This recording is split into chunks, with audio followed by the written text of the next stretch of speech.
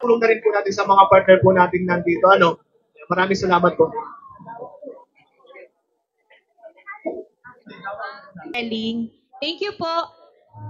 Rosario Elementary School. Andito po si Maria Elena Marlor. Check niyo sir kung sa inyo lahat yan. Baka may napasama. May napasama po ata, I think. Thank you. Okay na yan. Good morning sa lahat ng viewers. Yes. Kasi live po tayo sa vlog ng Pasig sa ibang local media. Hello, local medias. At yan nga, we're celebrating yung Philippine Environment Month with this simpleng program. Nag-participate ang iba't ibang eskwela kasi nag-oath-taking ang iba't ibang mga estudyante na magiging batang bantay kalikasan natin dito sa lungsod. No? So, there was a ceremony kanina. Tayo ang nagbigay ng oath-taking nila. Then at the same time, meron po tayo mga kasama dito na nag-display din ng kanilang mga environmental friendly products. Huling-huli niyo ako. Nagpapasukat ako dito. Mga gawang abra naman po to. Mga Abel designed na mga polos. And, actually, nakikita ako dati ito kay si Captain Cruz eh. Nainggit ako eh. Ngayon nakakita ako. So sabi ko, pagawa nga ako kahit isa. So it is a simple celebration din po para sa buwan na to na pinangangalagahan ng kalikasan. Hindi lang ng lungsod natin, kundi ng buong bansa. Yan. Kasi message na lang po or naisip parating po sa mga Pasigay. Ayan, so dahil Philippine Environment Month nga, I hope po itong buwan na to, isang pagkakataon po na mag-reflect kung ano ang role natin bilang mga mamamayan sa pangangalaga ng kalikasan dito sa lungsod natin. Alam niyo po, trabaho ng ating pamahalaan, syempre maghanap at gumawa ng mga programa makakatulong sa kalikasan. Pero kahit gaano po kaganda ang mga programang ginagawa natin, kung hindi po susuportahan, kung hindi po gagawin ng bawat mamamayan ang kanilang part, may hirapan po tayo ma-achieve yung mga environmental goals po natin. So panawagan na rin po na sana po maging conscious po tayo pagdating sa pagtatapon ng basura natin, tapon natin sa tamang oras po. Sana po mabalik natin yung segregation sa bawat kabahayan natin. At pinakamahalaga po, bawasan natin yung mga waste natin, yung mga recyclables, yung mga pwede pang gamitin, i-upcycle, o sabihin tawag nga nila, ibalik sa isang circular economy. Gawin po natin. Hindi naman po lahat ng basura talagang basura. Nagiging basura lang po kapag sinama sa mga talagang basura. So yun po lagi ko sinasabi. So I hope po, alam ko naman po nagagawa ng mga Pasigenyo po ito dati, muli natin ibalik to. And I'm sure yung mga environmental goals natin, sama-sama natin ma-achieve. Maraming salamat po. Good morning. Alright, good morning everyone. Good morning.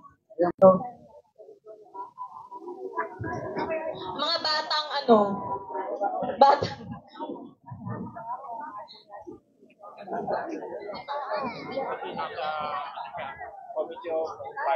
Ayan po yung kanina. Ito po ata yung mga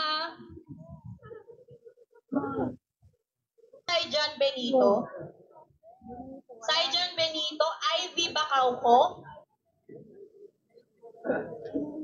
Mario Guro. So, kung wala po sa GC na lang po namin ipagtatanong.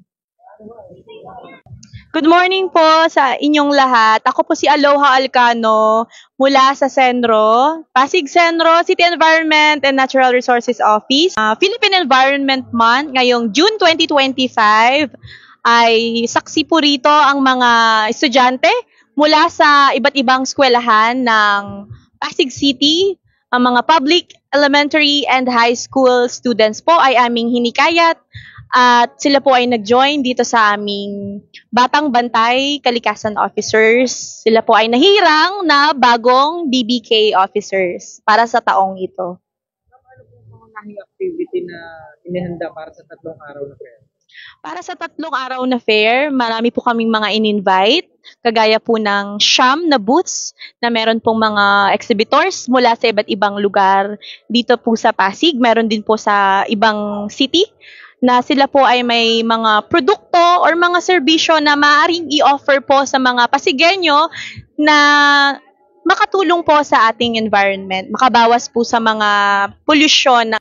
In-invite po namin sila sa pamamagitan po ng pag-search po namin sa social medias, kagaya po ng Facebook, at pagtatanong na rin po sa mga kakilala namin sa Pasig. Ano pong magiging beneficial nito man sa mga dumalo? Unang-una sa lahat ay mas makikilala pa, ang kanilang mga produkto, ang kanilang serbisyo na ino-offer. Makakatulong din ito upang sila ay kumita.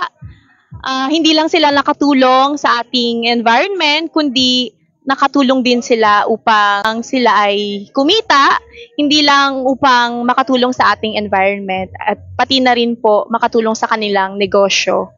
May plano po ba ang sentro na gawing regular po ang mga ganitong activity or dadalhin po ito sa iba't ibang barangay?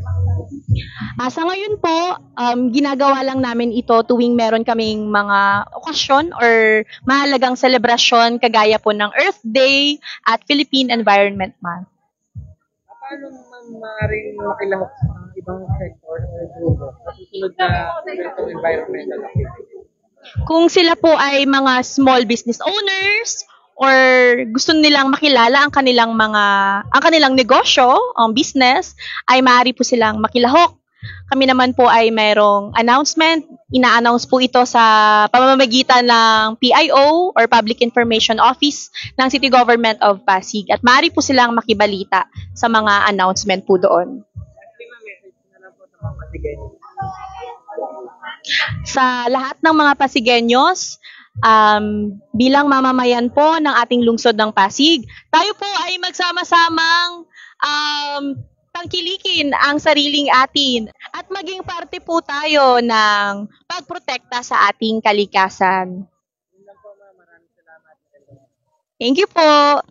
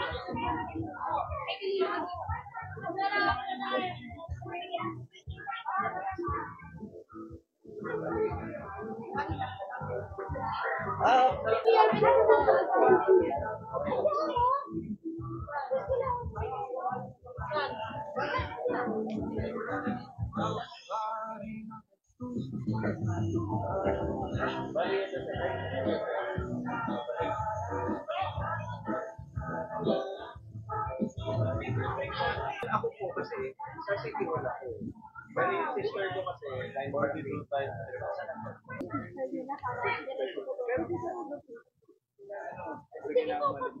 Pag-usapan na lang natin. Nakikita-freebies, baka kung maganda.